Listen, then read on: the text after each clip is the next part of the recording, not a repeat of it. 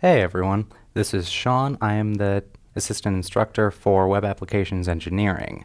Peter unfortunately couldn't be here because he's off doing something silly like graduating. So, you're stuck with me. So, let's just jump right into the homework solutions. The first question was about interpreting, testing, and debugging. Actually, all of the homeworks are about that.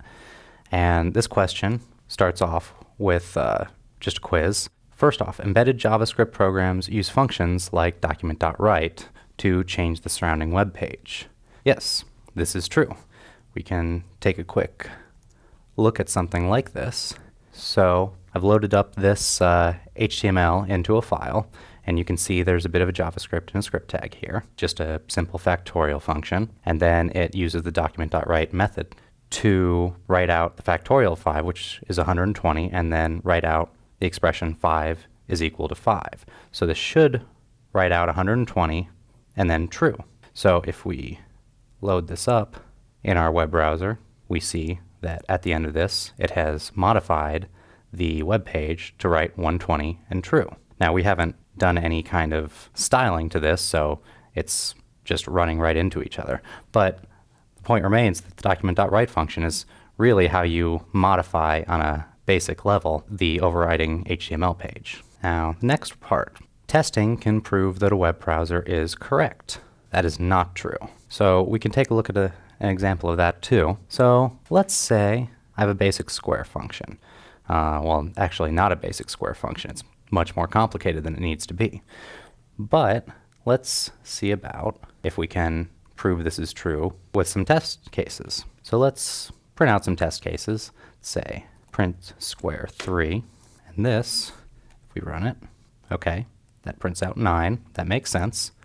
But then if we print out another test case, and we see this is 9 too, which is what we expect. So I'm just going to print out a few more test cases. Okay, we've got a few more test cases here, and we can already tell that the square of 0 should be 0, and the square of 2 should be 4. So we go ahead and run these, and we get the expected output. Now, are we done here? Have we proved that this is correct?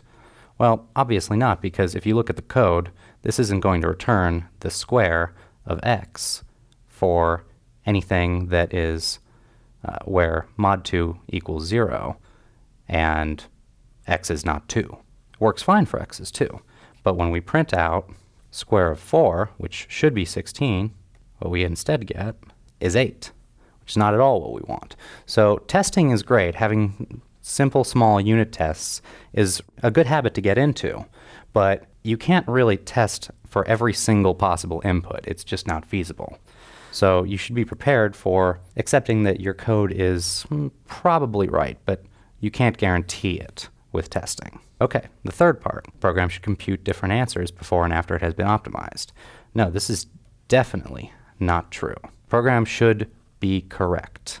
Now, what correct is can vary depending on what your actual goals are, but the program should work as you intended, and once you start optimizing things, that shouldn't change. Now, the final part of this quiz is making changes to a test case can help to localize a program bug. And yes, this is true, and we can see an example of this. And this is actually fairly similar to what we were doing before. So we've got an absolute value function, and let's say I've already told you that something's wrong with it, and I want you to find where the bug is. Well, where do we start? Well, let's try printing out the absolute value of 1, because we're trying to break down what branch of this function the bug that I've already told you about is in.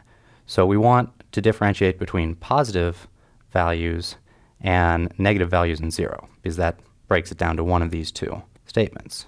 And we get out 1, which is the absolute value of 1. So, okay, that seems okay. Now, let's try and narrow it down a bit further from there. Okay, so let's narrow it down a bit further.